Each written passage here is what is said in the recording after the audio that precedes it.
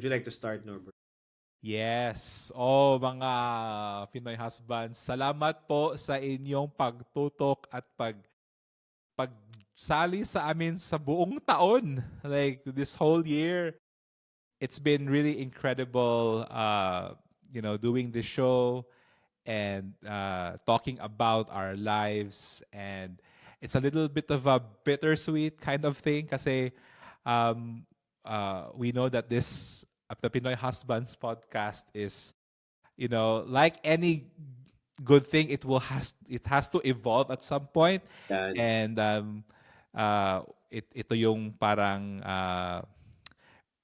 hopefully sana it was a gift from us to Mm. you guys, and I hope na in all of the episodes we were able to really inspire, and you were able to learn something from us in our own crazy stories. And for me, I'm just excited for what is about to happen for Pinoy Husbands podcast. So ano ba po? Ano ba ang mangyayari sa All atin? right. So to everyone po na who's listening and who is tuning in, upcoming next year we will have a soft reset.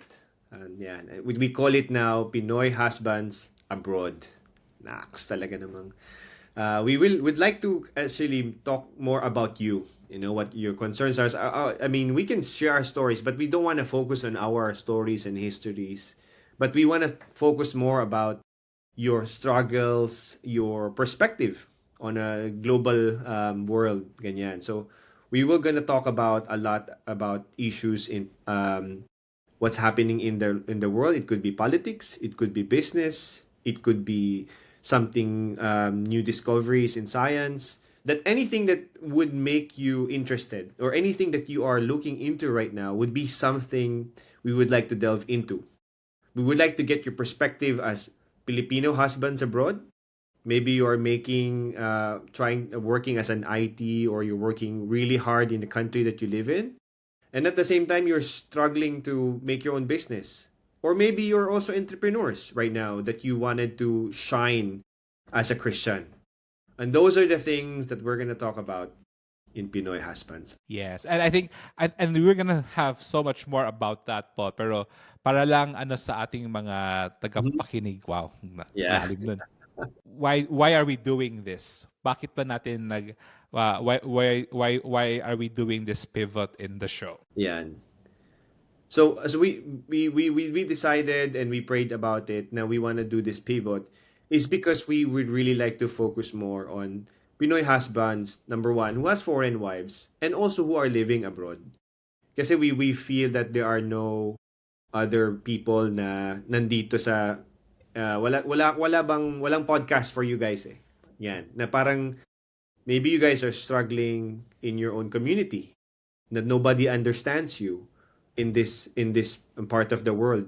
Parang siguro ang feeling nyo lang, ang perspective nyo bilang Filipino for example, German immigration is very suppressed kasi walang avenue to talk about it. Ano nga ba yung perspective ng Pinoy sa US politics right now?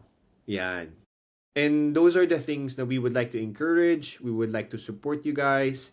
Also, some other things that maybe you are involved in your kingdom branding.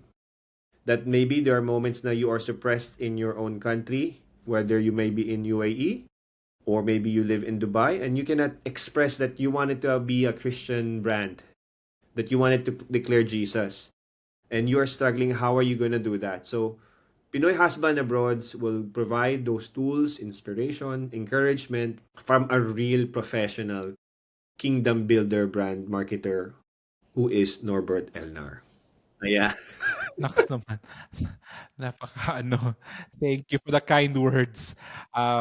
But also, just to add to that, mga Pinoy husbands, our heart for the new show is really to encourage you and to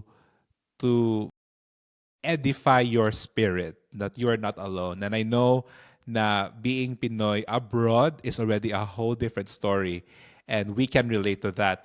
And as men who leading our families' businesses, we have a different, separate, a very strong call on our lives, and we really want to speak into that and also provide you with practical tips, a professional advice, and make sure that we can journey together as Pinoy husbands abroad.